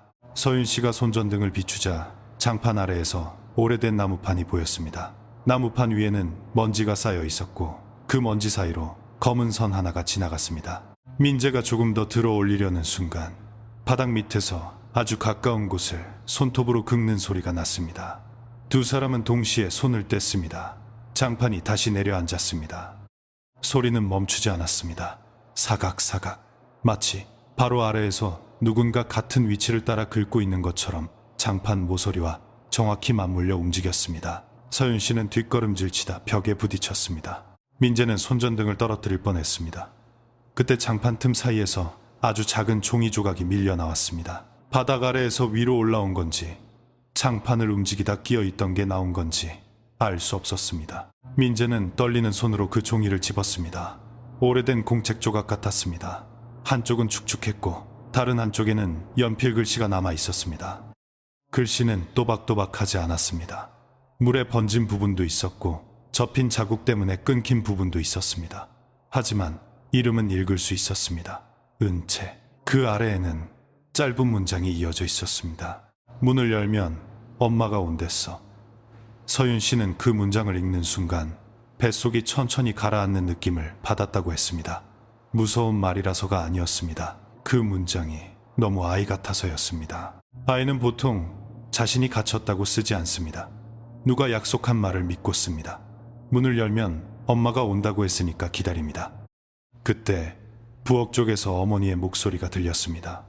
서윤아. 두 사람은 놀라 돌아봤습니다. 어머니는 문 앞에 서 있었습니다. 언제 깼는지 얼마나 봤는지 알 수 없었습니다. 어머니의 눈은 종이 조각에 고정돼 있었습니다. 서윤 씨가 아무 말도 못하자 어머니가 아주 천천히 물었습니다. 거기에 뭐라고 적혀 있어? 민재는 종이를 숨기려다가 멈췄습니다. 어머니는 이미 알고 있는 사람처럼 보였습니다. 서윤 씨는 결국 문장을 읽어주었습니다. 문을 열면 엄마가 온댔어. 어머니는 그 말을 듣고 주저앉았습니다. 울지는 않았습니다. 오히려 눈물이 하나도 나지 않는 얼굴이었습니다. 그리고 아주 작게 말했습니다. 그럼 그 애는 계속 기다린 거네. 그 말은 집안의 모든 소리를 멈추게 했습니다. 냉장고, 수도관, 골목. 적어도 서윤 씨에겐 그렇게 느껴졌습니다. 큰 방 한가운데의 사각형 자리는 어둠 속에서 전보다 더 또렷해 보였습니다. 그 아래에 무엇이 있는지는 아직 아무도 보지 못했습니다. 하지만 이제 그 밑이 비어있을 거라고 믿는 사람은 없었습니다. 어머니가 주저앉은 뒤 그 밤은 더 이상 앞으로 나아가지 못했습니다. 민재는 당장 장판을 걷어야 한다고 했고 서윤 씨는 119라도 불러야 하는 거 아니냐고 했습니다. 하지만 어머니는 바닥에 앉은 채 고개를 저었습니다. 새벽에 열지 마. 목소리가 너무 낮아서 두 사람은 처음에 알아듣지 못했습니다. 어머니는 다시 말했습니다. 새벽에 문 여는 거 아니야. 그 말은 미신처럼 들렸지만 그 순간만큼은 누구도 반박하지 않았습니다. 큰 방은 형광등 아래에서도 이상하게 어두웠고 장판 모서리 틈은 방금 전보다 조금 더 벌어진 것처럼 보였습니다. 세 사람은 아침까지 부엌 옆에서 앉아 있었습니다. 자는 사람은 없었습니다. 어머니는 종이 조각을 식탁 위에 올려두고 계속 바라봤습니다. 민재는 근처 철물점과 바닥 수리업체를 검색했고 서윤 씨는 강 여사에게 보낼 메시지를 몇 번이나 썼다가 지웠습니다. 바닥을 열겠습니다. 너무 딱딱했습니다. 장판 아래에서 이상한 것이 나왔습니다. 너무 이상했습니다. 결국 아무것도 보내지 못했습니다. 아침 8시가 되자 동네는 아무 일도 없다는 듯 움직였습니다. 아이들이 등교했고 쓰레기차가 골목 입구를 지나갔고 옆집 박 씨는 마당에서 플라스틱 통을 씻었습니다. 민재는 철물점에서 쇠지렛대와 장갑 마스크, 작은 톱을 사왔습니다. 전문가를 부르자는 말도 있었지만 설명할 자신이 없었습니다. 장판 아래에서 아이 글씨가 나왔고 밤마다 목소리가 들려요. 그 말을 모르는 사람 앞에서 꺼내는 순간 이야기는 우스워지거나 위험해질 수 있었습니다. 그래서 그들은 가장 어설픈 방식으로 가장 조심스럽게 바닥을 열기로 했습니다. 서윤 씨는 휴대폰을 세워 녹화를 켰습니다. 무슨 일이 생기면 기록이라도 남겨야 한다는 생각이었습니다. 화면 속 큰 방은 의외로 평범했습니다. 낡은 벽지 밀어둔 침대 장판 한가운데의 사각형 자국. 영상만 보면 아무도 그 방을 무서워할 이유가 없어 보였습니다. 민재가 장갑을 끼고 사각형 모서리를 잡았습니다. 이번에도 장판은 쉽게 들렸습니다. 접착제가 떨어지는 소리는 거의 없었습니다. 장판 밑에는 나무판이 있었고 나무판 가장자리에는 오래된 못이 일정한 간격으로 박혀 있었습니다. 그런데 이상한 점은 못머리가 위에서 박힌 것 같지 않다는 것이었습니다. 녹슨 못들이 비스듬히 올라와 있었고 몇몇은 판자 안쪽에서 바깥으로 밀려나온 것처럼 끝이 들려 있었습니다. 민재가 낮게 욕을 삼켰습니다. 이거 밑에서 힘 받은 적 있어. 어머니는 그 말을 듣자마자 부엌으로 나갔습니다. 판자에는 손잡이가 없었습니다. 대신 한쪽 귀퉁이에 동전만 한 구멍이 있었습니다. 먼지와 접착제가 막고 있어서 처음에는 옹이처럼 보였지만 손전등을 비추자 안쪽이 비어 있었습니다. 민재가 쇠지렛대를 넣고 천천히 들어 올렸습니다. 오래된 나무가 버티는 소리가 났습니다. 끼익. 그 소리는 전날 밤 큰 방 안에서 들리던 의자 끄는 소리와 너무 비슷했습니다. 서윤 씨는 녹화 화면을 보다가 문득 깨달았습니다. 그들이 밤마다 들은 소리는 누군가 의자를 끈 게 아니었을 수도 있습니다. 오래된 판자가 아주 조금씩 움직이는 소리였을 수도 있습니다. 아래에서 위로. 판자가 들리는 순간 냄새가 먼저 올라왔습니다. 젖은 종이 냄새, 오래된 먼지 냄새, 그리고 설명하기 어려운 단냄새. 썩은 냄새라고 하기엔 약했고 향수라고 하기엔 낡았습니다. 서윤 씨는 그 냄새를 맡자마자 어머니의 오래된 화장대 서랍을 떠올렸습니다. 몇 년 동안 쓰지 않은 분, 냄새 말라붙은 립스틱 비닐에 싸둔 손수건. 바닥 아래는 검은 구멍이 아니었습니다. 손전등을 넣자 좁은 빈 공간이 드러났습니다. 깊이는 성인 허리 정도, 넓이는 아이 하나가 몸을 웅크리면 겨우 들어갈 만큼. 온돌 구조를 고치며 생긴 빈 공간이라고 보기에는 안쪽 벽면이 너무 반듯했습니다. 민재는 완전히 판자를 드러내지 못하고 잠깐 멈췄습니다. 나무판 아래쪽에 무엇인가 걸려 있었습니다. 오래된 천조각이었습니다. 그것은 판자 밑에 못으로 박혀 있다기보다 누군가 안쪽에서 여러 번 잡아당기다 찢어놓은 것처럼 보였습니다. 민재가 손전등을 더 깊이 비추자 서윤 씨는 숨을 삼켰습니다. 좁은 공간의 바닥에는 작은 물건들이 흩어져 있었습니다. 색이 빠진 플라스틱 머리핀 반쯤, 찌그러진 우유갑 녹슨 숟가락 하나, 접힌 공책 몇 장, 그리고 아이 운동화 한 짝. 모두 먼지를 뒤집어 쓰고 있었지만 너무 오래된 물건치고는 제자리가 분명했습니다. 버려진 쓰레기라기보다 누군가의 하루가 멈춘 흔적 같았습니다. 어머니는 결국 큰 방 문턱으로 돌아왔습니다. 손에는 마스크가 들려 있었지만 쓰지 않았습니다. 그녀는 열린 바닥을 보자마자 얼굴이 하얗게 변했습니다. 서윤 씨는 어머니가 그 공간을 처음 보는 사람의 표정이 아니라고 느꼈습니다. 하지만 그건 확신할 수 없었습니다. 사람은 너무 끔찍한 것을 처음 봐도 마치 알고 있던 것처럼 굳을 때가 있으니까요. 민재가 조심스럽게 물었습니다. 엄마 정말 몰랐어. 어머니는 한참 뒤에 말했습니다. 몰랐어. 그런데 말이 끊겼습니다. 이런 데가 있을 거라는 생각은 했어. 그 대답은 모른다는 말보다 더 무거웠습니다. 민재는 마스크를 쓰고 공간 안쪽을 더 살폈습니다. 손을 넣기에는 좁았고 몸을 넣기에는 위험했습니다. 그래서 그는 긴 집게를 가져와 물건들을 하나씩 꺼냈습니다. 첫 번째는 공책 조각이었습니다. 축축했던 부분은 말라서 가장자리가 휘어 있었고 연필 글씨가 여러 군데 남아 있었습니다. 글씨는 아이가 쓴 것처럼 크고 불규칙했습니다. 오늘은 조용히 있으면 된다고 했다. 물은 조금만 마시라고 했다. 엄마는 일 끝나면 온다. 문장은 완전하지 않았고 날짜도 없었습니다. 하지만 반복되는 단어가 있었습니다. 엄마 문 조용히. 진행자로서 여기서 한번 멈추고 싶습니다. 이런 대목은 쉽게 자극적으로 흘러갈 수 있습니다. 하지만 서윤 씨가 우리에게 강조한 건 그 공간에서 가장 무서웠던 것이 피나 시체 같은 것이 아니었다는 점입니다. 오히려 그런 직접적인 흔적은 없었습니다. 남아있던 것은 더 생활적인 것들이었습니다. 숟가락 우유가 머리핀 아이 글씨. 그래서 더 견디기 어려웠다고 했습니다. 무언가 끔찍한 일이 있었다는 결론보다 먼저 그 안에서 누군가 시간을 보냈다는 사실이 다가왔기 때문입니다. 두 번째로 나온 것은 낡은 카세트 테이프였습니다. 케이스는 없었고 테이프 겉면에는 유성펜으로 이름이 적혀 있었습니다. 은채 노래. 민재는 그것을 보자마자 손을 멈췄습니다. 테이프를 재생할 기계는 집에 없었습니다. 서윤 씨는 사진을 찍어두었습니다. 세 번째 물건은 작은 플라스틱 거울이었습니다. 뒷면에는 스티커 자국이 남아 있었고 앞면은 거의 보이지 않을 정도로 흐렸습니다. 거울을 꺼내는 순간 어머니가 갑자기 뒤돌아섰습니다. 서윤 씨가 왜 그러냐고 묻자 어머니는 거울은 싫다고 했습니다. 이유는 말하지 않았습니다.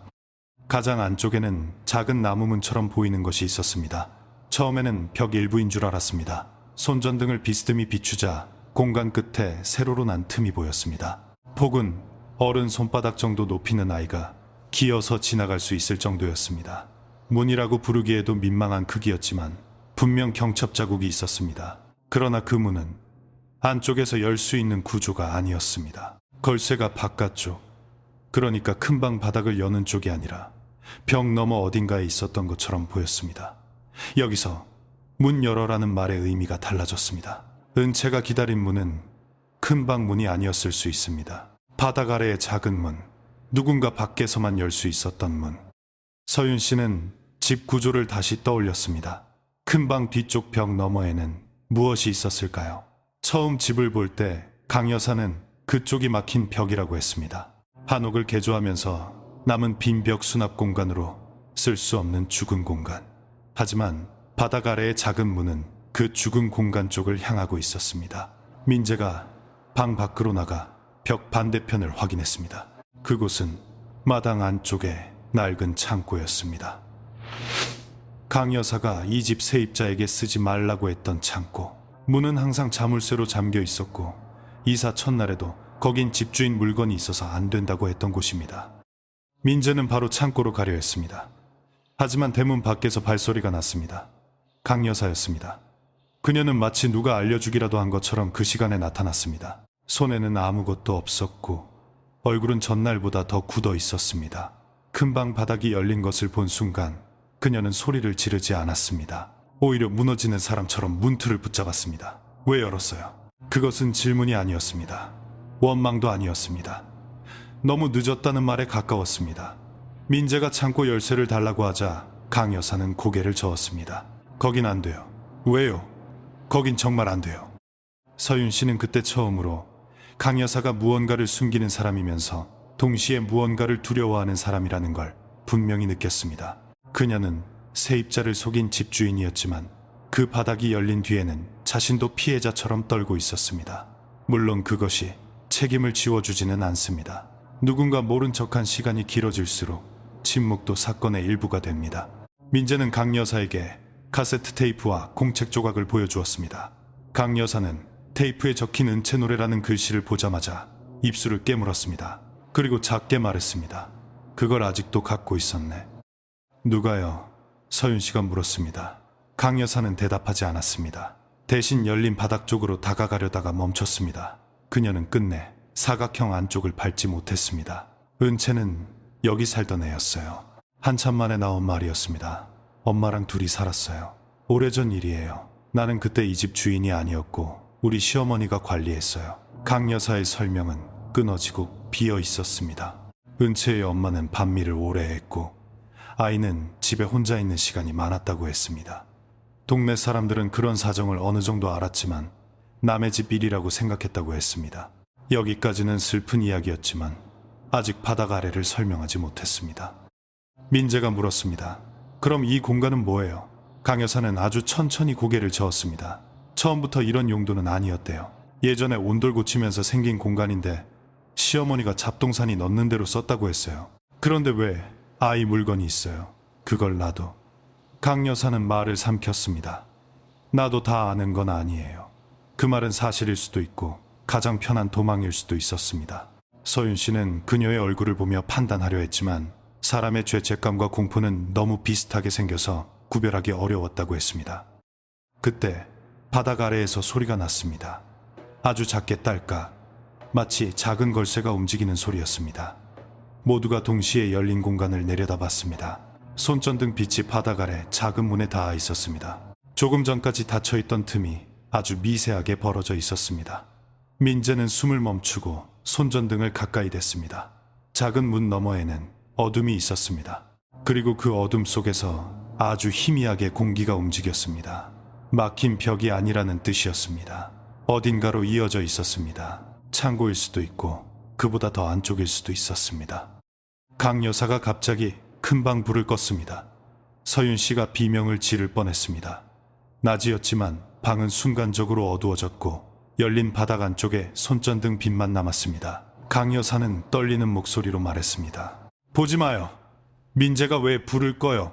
라고 소리치자 강 여사는 거의 울듯이 말했습니다. 안에서 보면 안 돼요. 그 말은 또 하나의 오래된 규칙처럼 들렸습니다. 부르면 알아듣는다. 새벽에 열지 마라. 안에서 보면 안 된다. 그 집에는 법보다 먼저 생긴 규칙들이 있었고 사람들은 그 규칙의 이유를 잊은 채 규칙만 지키고 있었던 것 같았습니다. 민재가 다시 불을 켰을 때 작은 문은 닫혀 있었습니다. 아무 일도 없었던 것처럼. 하지만 손전등은 바닥 아래에 떨어져 있었습니다. 조금 전까지 민재 손에 있던 손전등이었습니다. 언제 놓쳤는지 아무도 기억하지 못했습니다. 더 이상 그 자리에서 작업을 계속할 수 없었습니다. 세 사람은 바닥에서 꺼낸 물건들을 비닐봉지에 담았고 열린 판자는 완전히 덮지 못한 채 벽돌 2개로 눌러두었습니다. 강 여사는 창고 열쇠를 끝내주지 않았습니다. 대신 떠나기 전 서윤 씨에게 이상한 말을 남겼습니다. 오늘 밤만 지나면 돼요. 내일 아침에 사람 불러서 막을게요. 서윤 씨는 그 말에 화가 났습니다. 막는 게 아니라 열어야죠. 강 여사는 대답하지 않았습니다. 마당으로 나가면서 그녀는 창고 쪽을 한번 바라봤습니다. 그 시선에는 분명한 두려움이 있었습니다. 그리고 그 두려움 때문에 서윤 씨는 생각했습니다. 혹시 강 여사도 창고 안을 끝까지 본 적이 없는 건 아닐까? 누군가에게 들은 이야기와 오래된 규칙만 믿고 자신도 문을 잠근 채 세월을 보낸 건 아닐까? 그렇다고 해서 달라지는 건 없었습니다. 열쇠는 그녀가 가지고 있었고 세입자들은 여전히 큰 방 바닥이 열린 집안에 남아 있었습니다. 그날 저녁 민재는 중고거래 앱에서 카세트 플레이어를 찾았습니다. 근처 동네에 오래된 어학용 플레이어를 파는 사람이 있었습니다. 그는 오토바이를 타고 다녀오겠다고 했습니다. 어머니는 가지 말라고 했지만 민재는 듣기 전엔 아무것도 모르잖아 라고 했습니다. 서윤 씨는 따라가겠다고 했지만 민재는 누나가 어머니와 있어야 한다고 했습니다. 민재가 나간 뒤 집안은 다시 조용해졌습니다. 열린 바닥은 큰 방 안에서 얇은 천으로 덮여 있었지만 그 존재감은 더 커졌습니다. 어머니는 식탁 앞에 앉아 은채 노래라고 적힌 테이프를 손가락으로 만지지 않고 바라봤습니다. 엄마, 서윤 씨가 조심스럽게 물었습니다. 왜? 아까 그런 말을 했어. 그 애가 계속 기다린 거라고. 어머니는 한참 동안 대답하지 않았습니다. 그러다 아주 오래된 기억을 꺼내듯 말했습니다. 어렸을 때 우리 동네에도 그런 집이 있었어. 아이가 집에 혼자 있으면 어른들이 겁준다고 그러잖아. 조용히 안 있으면 밖에 있는 사람이 데려간다고. 문 열어주면 엄마가 온다고. 그런 말들. 어머니는 입술을 누르며 말을 이었습니다. 어른들은 그냥 겁주는 말이라고 생각해. 그런데 아이는 진짜로 믿어. 기다리면 온다고 하면 기다려. 그때 큰 방 안에서 아주 작게 노래가 들렸습니다. 라디오도 휴대폰도 켜져 있지 않았습니다. 어린아이가 흥얼거리는 듯한 가사 없는 멜로디였습니다. 너무 작아서 바람 소리라고 해도 될 정도였습니다. 하지만 서윤 씨와 어머니는 동시에 고개를 들었습니다. 멜로디는 열린 바닥 쪽에서 나왔습니다.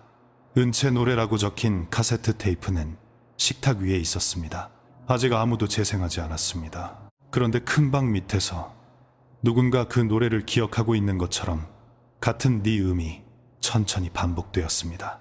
음은 맞지 않았고 중간중간 끊겼습니다. 오래전에 멈춘 노래를 다시 배우는 것처럼요. 서윤 씨는 녹음 버튼을 눌렀습니다. 손이 떨려서 화면을 2번이나 잘못 눌렀습니다. 어머니는 하지마 라고 했지만 목소리가 너무 작았습니다. 멜로디는 조금 더 가까워졌습니다. 그리고 노래가 멈춘 뒤 바닥 아래 작은 문 쪽에서 아주 또렷한 소리가 났습니다. 딸깍 딸깍. 누군가 안쪽 걸쇠를 천천히 만지는 소리. 그 순간 서윤 씨는 문 열어라는 말이 부탁이 아니라 반복 학습된 문장일지도 모른다고 생각했습니다. 오래전에 누군가 아이에게 계속 말했을 문장. 문 열어. 조용히 있어. 엄마 온다. 그 말들이 집안에 남아 살아있는 사람의 목소리처럼 다시 올라오고 있는 것 같았습니다. 민재가 돌아온 것은 밤 9시가 조금 넘어서였습니다. 손에는 낡은 카세트 플레이어가 들려 있었습니다. 그는 숨이 차 있었고 얼굴에 땀이 맺혀 있었습니다. 누나 골목에서 이상한 여자 봤어. 서윤 씨는 순간 강 여사냐고 물었습니다. 민재는 고개를 저었습니다. 아니, 창고 쪽 담벼락 앞에 서 있었어. 계속 우리 집 창문 보고 있었는데 내가 가까이 가니까 없어졌어. 그 말에 어머니가 자리에서 일어났습니다. 어떻게 생겼는데? 민재는 잠깐 생각하다가 대답했습니다. 젖은 머리, 회색 카디건, 그리고 그는 말끝을 흐렸습니다. 신발을 한 짝만 신고 있었어. 그 순간 세 사람의 시선이 동시에 비닐봉지 안으로 향했습니다. 바닥 아래에서 나온 아이, 운동화 한 짝. 물론 크기도 시대도 사람도 맞지 않을 수 있습니다. 밤 골목에서 본 여자의 신발과 오래된 아이 신발을 연결하는 건 무리일 수 있습니다. 하지만 공포는 언제나 완벽한 증거로 오지 않습니다. 서로 맞지 않는 조각들이 이상하게 같은 방향을 가리킬 때 사람은 먼저 몸으로 알아차립니다. 서윤 씨는 카세트 플레이어를 식탁 위에 올려놓는 민재의 손이 심하게 떨리는 것을 보았습니다. 테이프는 처음에 잘 돌아가지 않았습니다. 오래되어 늘어졌는지 플레이어가 몇 번 끼익거렸습니다. 민재가 조심스럽게 되감기와 재생을 반복하자 마침내 작은 스피커에서 잡음이 흘러나왔습니다. 치익, 치익. 그리고 아주 오래된 아이 목소리가 나왔습니다. 노래였습니다. 음정은 틀렸고 중간에 웃음이 섞였습니다. 어른 여자가 옆에서 다시 은채야, 천천히 라고 말했습니다. 어머니는 입을 막았습니다. 테이프 속 아이는 같은 노래를 3번 불렀습니다. 3번째가 끝난 뒤 테이프는 잠깐 조용해졌습니다. 민재가 멈추려는 순간 뒤쪽에 다른 녹음이 이어졌습니다. 이번에는 노래가 아니었습니다. 아주 가까운 숨소리, 그리고 아이 목소리. 엄마, 나 조용히 있었어. 잠깐의 정적. 문 열어도 돼. 다시 정적. 그 뒤에 어른의 목소리가 들렸습니다.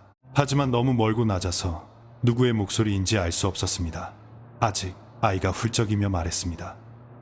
언제와 테이프는 거기서 늘어진 것처럼 소리가 일그러졌습니다. 마지막으로 남은 문장은 거의 잡음 속에 묻혀 있었습니다. 그래도 세 사람은 들었습니다. 엄마가 오면 열어. 카세트 플레이어가 멈췄습니다. 방 안에는 아무도 말하지 않았습니다. 열린 바닥 쪽에서 다시 딸깍 소리가 났습니다. 한 번, 두 번, 세 번. 마치 테이프 속 대답을 들은 무언가가 오래전에 멈췄던 순서를 다시 시작하는 것처럼 어머니는 천천히 자리에서 일어났습니다. 이번에는 도망가려는 얼굴이 아니었습니다. 그녀는 큰 방 쪽을 바라보며 아주 낮게 말했습니다. 저 창고 오늘 열어야 해. 서윤 씨는 어머니를 봤습니다. 어머니의 눈에는 처음으로 공포보다 죄책감이 더 많이 들어있었습니다. 그리고 그때 서윤 씨는 알았습니다. 어머니는 은채를 몰랐을지 몰라도 은채 같은 아이를 외면한 기억은 가지고 있었습니다. 민재는 창고문으로 바로 가려 했지만 서윤 씨가 먼저 강 여사에게 전화했습니다. 밤 9시가 넘은 시간이었습니다. 전화는 3번 만에 연결됐고 강 여사는 받자마자 아무 말도 하지 않았습니다. 서윤 씨는 상대가 듣고 있다는 걸 알면서도 잠깐 숨을 골랐습니다. 창고 열쇠 주세요. 강 여사는 대답하지 않았습니다. 방금 테이프 들었어요. 은채 목소리요. 그리고 창고랑 바닥 밑이 이어져 있는 것 같아요. 그제야 전화 너머에서 작게 의자 밀리는 소리가 났습니다. 강 여사의 목소리는 아주 낮았습니다. 오늘은 안 돼요. 왜요? 오늘은 애가 기다리는 날이에요. 그 말을 듣는 순간 서윤 씨는 휴대폰을 꽉 쥐었습니다. 애가 기다리는 날. 강 여사는 더 이상 모르는 사람처럼 말하지 않았습니다. 서윤 씨가 무슨 뜻이냐고 묻자 강 여사는 한동안 침묵했습니다. 그러다 아주 지친 목소리로 말했습니다. 그 테이프를 틀었으면 오늘은 열면 안 돼요. 그 애는 순서를 기억해요. 순서라는 단어가 다시 집안을 무겁게 만들었습니다. 노래 기다린 문 엄마. 누군가 오래전 아이에게 반복시킨 순서가 아직도 집안 어딘가에서 돌아가고 있다는 뜻처럼 들렸습니다. 민재는 더 기다리지 않겠다고 했습니다. 그는 마당으로 나가 창고 자물쇠를 확인했습니다. 낡은 철제 자물쇠였지만 의외로 튼튼했습니다. 강제로 부수면 큰 소리가 날 것이고 그러면 동네 사람들이 나올 수 있었습니다. 평소 같으면 그것이 오히려 도움이 됐을지도 모릅니다. 하지만 그날 밤에는 누군가의 시선을 부르는 것 자체가 두려웠습니다. 어머니는 마당 끝에서 창고문을 보고 있었습니다. 창고는 집 안쪽 벽에 붙은 낮은 공간이었습니다. 낮에는 잡동사니 창고처럼 보였지만 밤에는 문 높이가 이상하게 낮아 보였습니다. 마치 어른이 아니라 아이가 드나들기 좋게 만든 문처럼요. 강 여사는 결국 왔습니다. 전화를 끊고 20분쯤 지나 대문 밖에서 발소리가 들렸고 그녀는 검은 점퍼 위에 가디건을 걸친 채 들어왔습니다. 손에는 열쇠 꾸러미가 있었습니다. 그녀는 아무도 보지 않고 창고 앞에 섰습니다. 내가 여는 거예요. 대신 안에 들어가진 마요. 민재가 그럴 거면 왜 여냐고 하자 강 여사는 열쇠를 찾는 손을 멈췄습니다. 나도 한 번밖에 안 들어가 봤어요. 언제요? 시어머니 돌아가신 뒤에. 그녀는 잠깐 눈을 감았습니다. 그때 막았어야 했는데 그냥 잠갔어요. 창고문은 생각보다 쉽게 열렸습니다. 오래 잠겨있던 문 특유의 쇠소리가 났고 안쪽에서 찬 공기가 밀려 나왔습니다. 먼지 냄새와 곰팡이 냄새가 날 거라고 생각했지만 가장 먼저 올라온 건 방금 바닥 아래에서 맡았던 그 단냄새였습니다. 오래된 분, 냄새 젖은 종이, 그리고 아이 물건이 오래 보관된 플라스틱 냄새. 손전등을 비추자 안에는 낡은 장롱 접힌 돗자리, 부서진 선풍기, 페인트통 같은 것들이 쌓여 있었습니다. 그런데 오른쪽 벽 아래 물건들이 비정상적으로 밀집된 곳이 있었습니다. 누가 의도적으로 벽을 가려둔 것처럼. 민재가 선풍기와 상자를 치우자 나무 합판이 드러났습니다. 합판은 벽에 못으로 박혀 있었고 가장자리에 오래된 테이프가 여러 겹 붙어 있었습니다. 강 여사가 뒤에서 거기까지 라고 말했습니다. 하지만 아무도 멈추지 않았습니다. 민재가 못을 하나씩 빼자 합판 뒤에서 작은 통로가 나타났습니다. 통로라고 하기에도 좁았습니다. 어른이 엎드려도 어깨가 걸릴 만한 틈. 안쪽은 큰 방 바닥 아래의 작은 문과 이어져 있는 것 같았습니다. 바닥에는 먼지가 두껍게 쌓여 있었는데 가운데만 아주 희미하게 쓸린 자국이 있었습니다. 오래전에 생긴 자국인지 최근에 생긴 자국인지 알 수 없었습니다. 그 통로 입구 옆 벽에는 연필 글씨가 남아 있었습니다. 처음에는 낙서처럼 보였습니다. 손전등 각도를 바꾸자 짧은 문장들이 드러났습니다. 노래 끝나면 조용히, 발소리 들리면 숨기, 엄마 오면 3번. 글씨는 한 사람의 것이 아니었습니다. 어떤 건 어른 글씨처럼 반듯했고 어떤 건 아이가 따라 쓴 것처럼 삐뚤었습니다. 서윤 씨는 그 글씨를 보는 순간 속이 메스꺼워졌다고 했습니다. 아이를 달래기 위한 놀이 규칙일 수도 있습니다. 하지만 그 공간의 크기와 닫힌 문테이프 속 목소리를 함께 생각하면 그 규칙들은 놀이보다 훈련에 가까웠습니다. 조용히 있는 법을 배우는 훈련, 들키지 않는 법을 배우는 훈련. 강 여사는 그제야 오래된 이야기를 조금씩 꺼냈습니다. 은채와 은채 엄마 지영은 이 집 뒤편 방에 살았다고 했습니다. 그 당시 강 여사는 며느리였고 집 관리는 대부분 시어머니가 했습니다. 지영은 밤늦게 일하는 날이 많았고 은채는 자주 혼자 남았습니다. 동네 사람들은 아이가 잘 울지 않는다고 했습니다. 이상하다고 생각한 사람도 있었지만 착한 애라서 그렇다는 말로 지나갔다고 했습니다. 지영은 어느 날 갑자기 이사를 나갔다고 알려졌습니다. 짐도 거의 없이 아이와 함께. 강 여사는 그때 그 말을 믿었다고 했습니다. 믿고 싶었다고 말하는 편이 더 정확했습니다. 그럼 은채는요? 어머니가 물었습니다. 강 여사는 고개를 숙였습니다. 나도 못 봤어요. 그 뒤로는. 신고는요? 시어머니가 했다고 했어요. 친정으로 갔다고. 빚이 있어서 조용히 간 거라고. 민재가 낮게 물었습니다. 그걸 믿었어요. 강 여사는 바로 대답하지 못했습니다. 시간이 지나면 사람은 자신이 믿은 것과 모른 척한 것을 구별하기 어려워집니다. 그녀는 결국 그때 나는 이 집 사람이 아니라고 생각했어요. 라고 했습니다. 그 말에는 자기 방어가 있었고 동시에 너무 늦게 찾아온 후회도 있었습니다. 하지만 후회는 과거의 문을 열어주지 못합니다. 창고 안쪽 장롱 서랍에서는 오래된 장부가 나왔습니다. 집세를 적어둔 공책이었습니다. 이름과 금액 입금 여부가 적혀 있었고 몇몇 페이지에는 붉은 펜으로 표시가 되어 있었습니다. 은채 엄마로 추정되는 이름 옆에는 여러 달치 월세가 밀린 표시가 있었습니다. 그 아래쪽 한참 뒤의 페이지에는 다른 세입자들의 이름이 이어졌습니다. 그런데 큰방 세입자 이름 옆에는 반복적으로 같은 메모가 붙어 있었습니다. 소음 민원, 바닥 문제, 한 달 만에 퇴거, 밤중 신고 취소, 장판 교체. 정확한 이유는 적혀 있지 않았지만 같은 문제가 여러 해 동안 반복된 흔적이었습니다. 서윤 씨는 그때 박 씨가 했던 말을 떠올렸습니다. 그 집은 사람이 오래 못 살았어요. 강 여사는 장부를 보자마자 빼앗으려 했지만 민재가 피했습니다. 이걸 다 알고도 세를 준 거잖아요.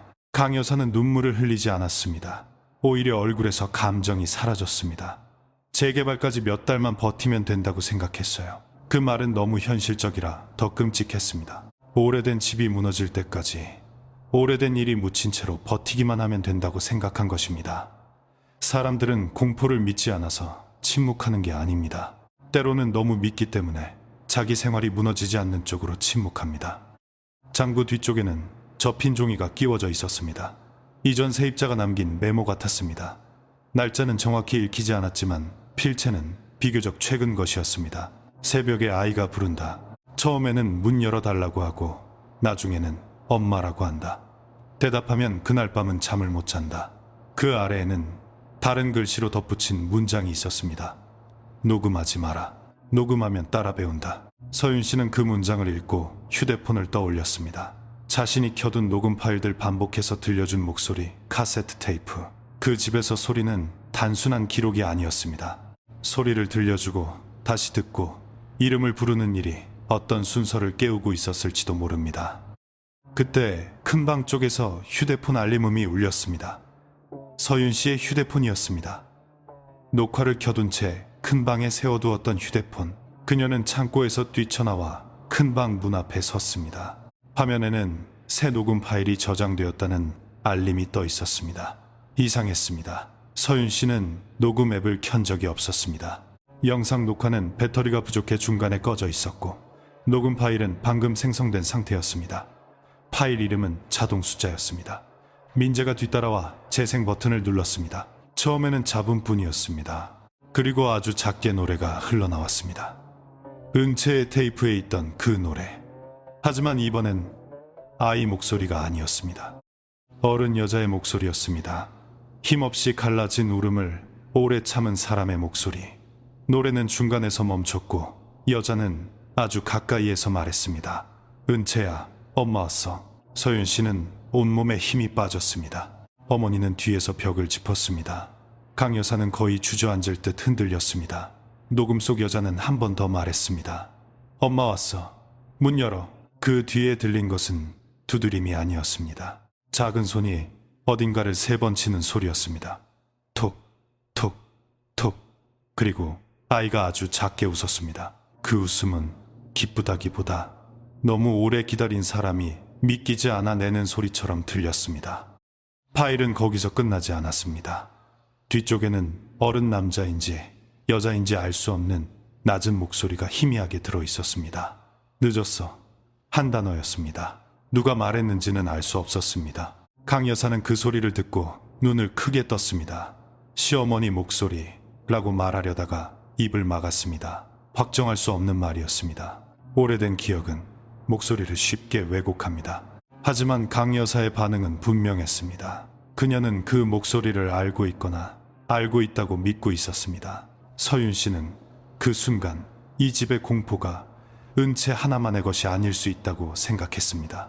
기다리게 한 사람, 모른 척한 사람, 막은 사람, 잠근 사람, 모두가 그 집 어딘가에 남아있는 것 같았습니다. 어머니는 그때 자신이 왜 그렇게 힘들어했는지 처음으로 말했습니다. 어머니가 젊었을 때 일하던 식당 근처에도 늘 혼자 있던 아이가 있었다고 했습니다.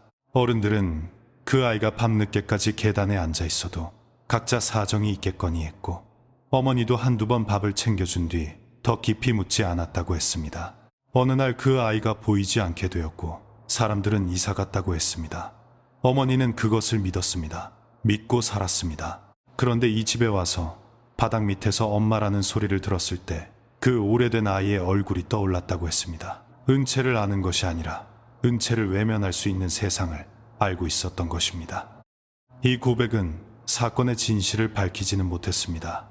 하지만 사람들의 침묵이 어떻게 만들어지는지는 보여주었습니다.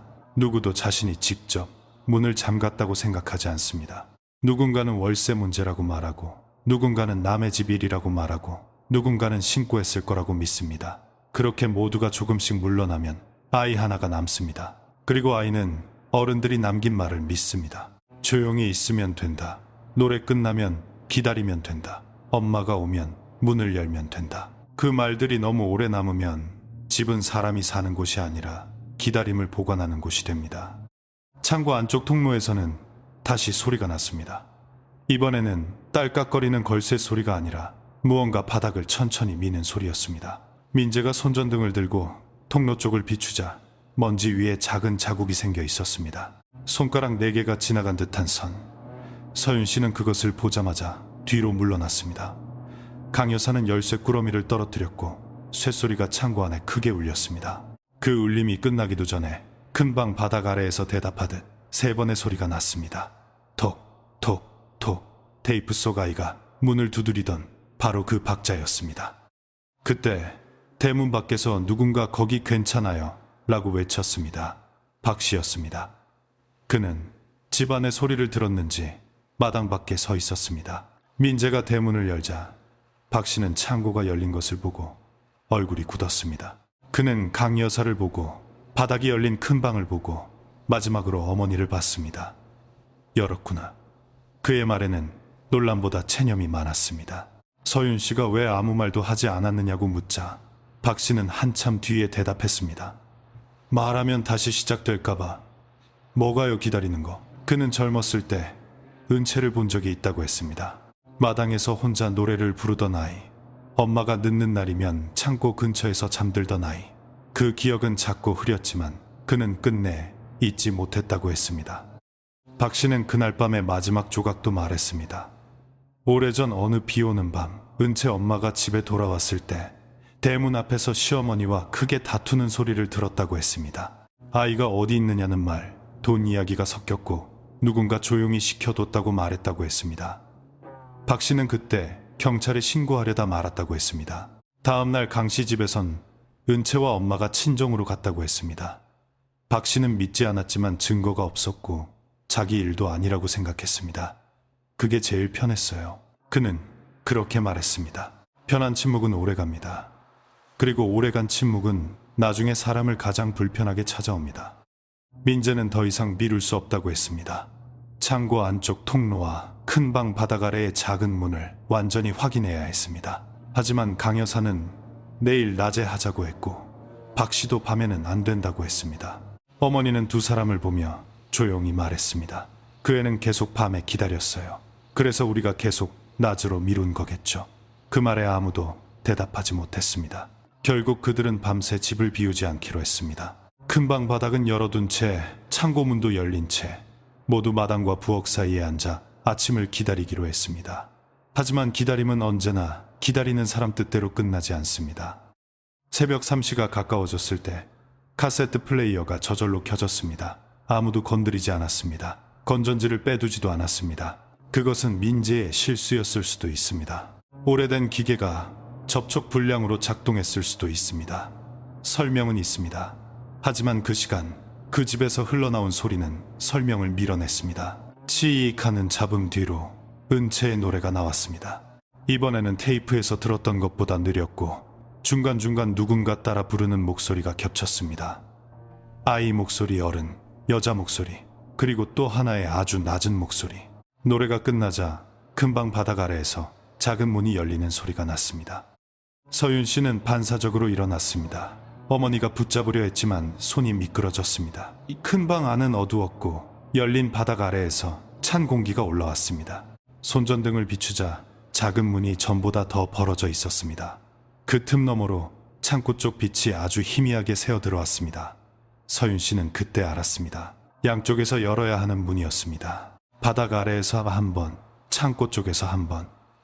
오래전 누군가 아이를 안쪽에 두고 양쪽을 모두 막았거나 적어도 그렇게 보이게 만들었습니다.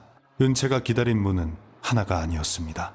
엄마가 열어야 할 문, 어른들이 열어야 했던 문, 동네 사람들이 모른 척한 문 모두 닫혀 있었습니다. 그 순간 창고 쪽에서 어머니가 소리쳤습니다. 서윤아, 뒤로 와. 서윤 씨가 돌아보자 창고 통로 안쪽 어둠에서 무언가 하얀 것이 움직였습니다. 사람 얼굴이라고 하기엔 너무 낮았고 천조각이라고 하기엔 너무 일정했습니다. 손전등 빛이 흔들리며 그 위를 스쳤고 서윤 씨는 아주 짧게 보았습니다. 젖은 머리카락처럼 보이는 검은 선, 회색 카디건 소매처럼 보이는 천, 그리고 맨발 하나. 그것이 정말 사람인지, 기억이 만든 착시인지, 먼지와 천이 겹친 그림자인지 서윤 씨는 지금도 단정하지 않습니다. 다만 그 순간 열린 작은 문 너머에서 아이 목소리가 아주 또렷하게 들렸습니다. 엄마, 이제 와.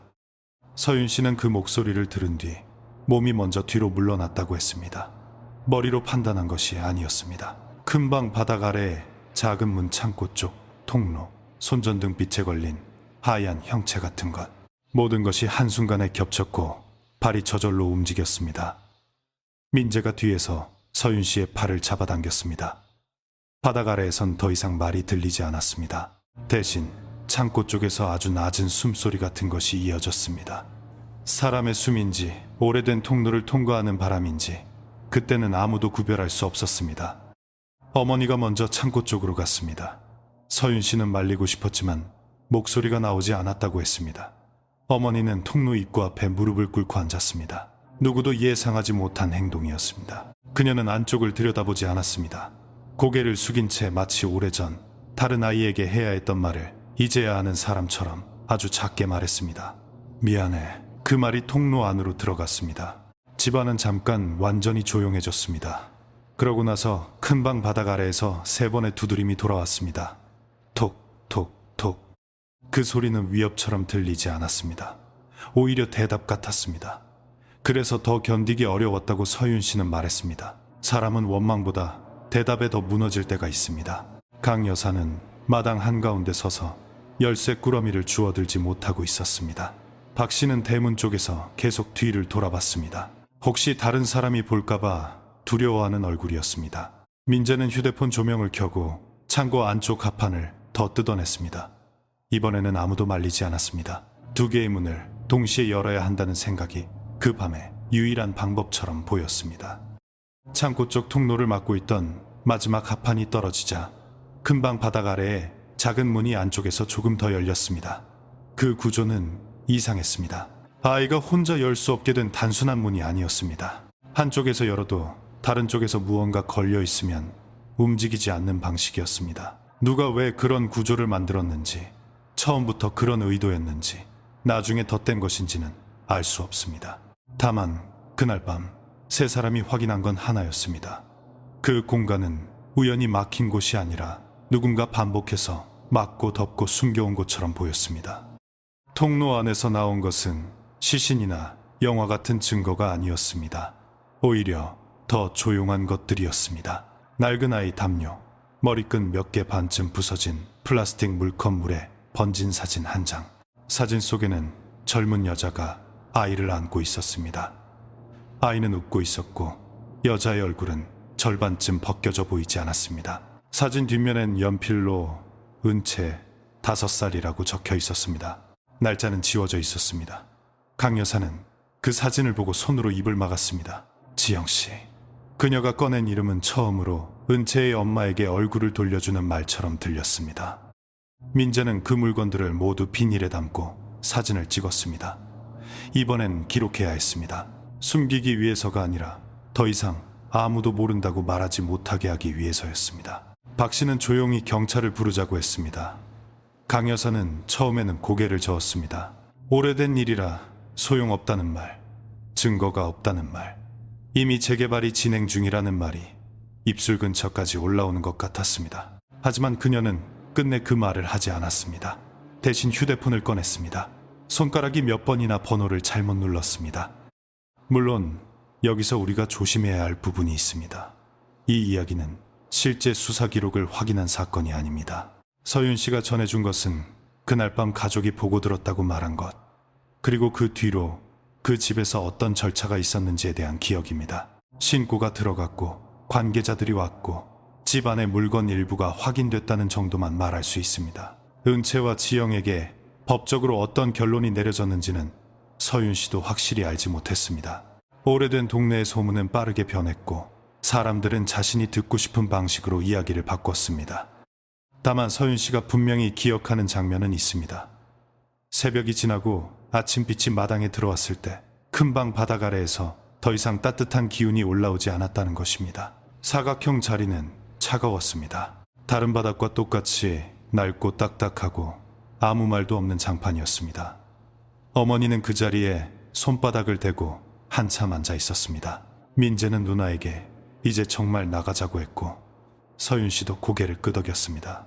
그 집에서 하루를 더 잔다는 건 불가능했습니다. 세 사람은 필요한 짐만 챙겨 민재의 원룸으로 갔습니다. 강 여사는 보증금 이야기를 하지 않았습니다. 며칠 뒤 그녀는 일부 돈을 돌려주겠다고 연락했습니다. 목소리는 전보다 훨씬 작았습니다. 서윤 씨는 그 돈을 받으면서도 마음이 편하지 않았다고 했습니다. 그 집이 무서워서만은 아니었습니다. 돈이 오가고 계약이 정리되고 이사가 끝나면 사람들은 사건을 생활의 행정 절차처럼 처리합니다. 그러나 큰 방 바닥 밑에서 나온 공책 조각과 사진은 그렇게 정리되지 않았습니다.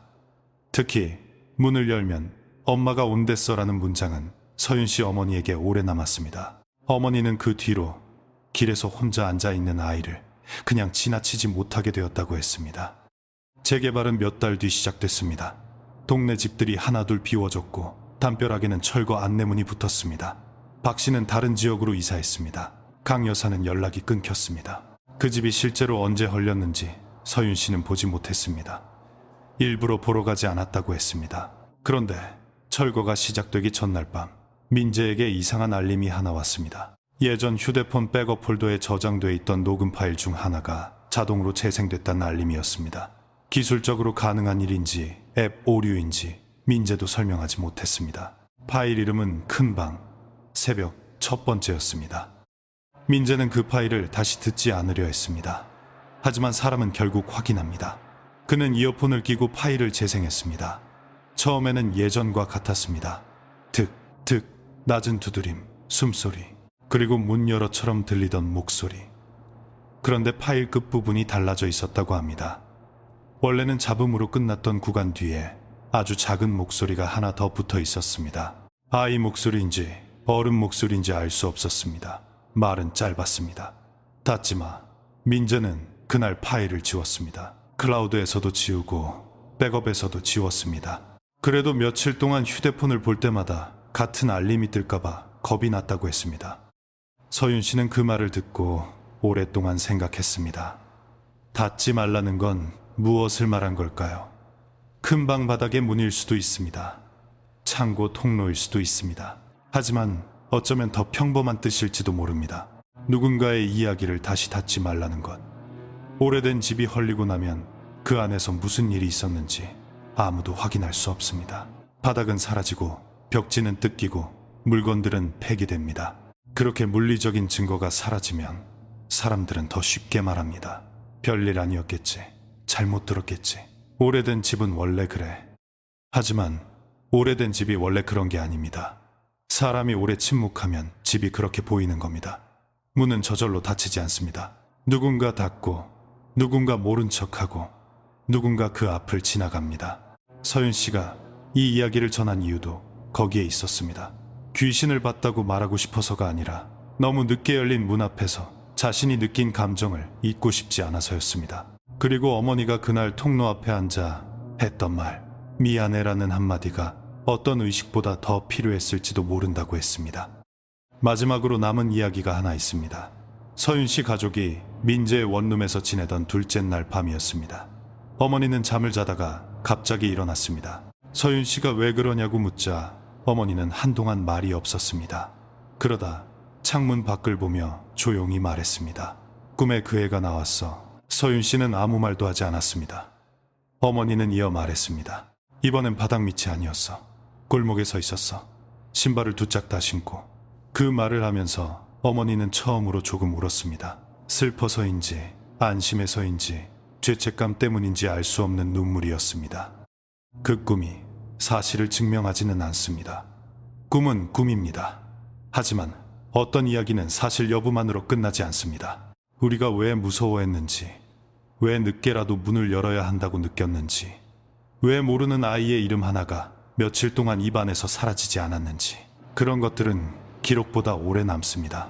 서윤 씨는 지금도 낡은 장판이 깔린 방에 들어가면 무심코 바닥 한가운데를 피한다고 했습니다. 손바닥을 대보면 차갑고 평범한데도 어딘가 네모난 자국이 있는 것 같다고 했습니다. 여러분이라면 어떻게 했을까요? 집주인이 절대 열지 말라고 한바닥 밤마다 들리는 두드림 녹음 파일 속 아이의 목소리. 정말로 끝까지 모른 척하고 나올 수 있었을까요? 아니면 무서워도 열어봤을까요? 이 이야기에서 가장 무서운 것은 바닥 아래에 무엇이 있었는지가 아닐지도 모릅니다. 가장 무서운 것은 그곳이 몇 년 동안 닫혀 있었고 그 사이 많은 사람들이 그 위에서 잠을 자고 밥을 먹고 이사를 왔다 갔다는 사실입니다. 오늘의 공포 파일은 여기까지입니다. 이 이야기는 특정 실제 사건을 고발하거나 누군가를 지목하기 위한 것이 아닙니다. 오래된 집, 닫힌 문, 그리고 너무 늦게 들은 목소리에 관한 재구성된 이야기입니다. 다만 영상을 끄기 전에 한 가지만 기억해 주세요. 어떤 문은 열면 안 되는 문이 아니라 오래전에 누군가 열었어야 했던 문일 수 있습니다. 그리고 그 문이 집 안에 있든 기억 속에 있든 한 번 닫힌 채 너무 오래 지나가면 다시 열릴 때 사람의 목소리처럼 들릴 때가 있습니다.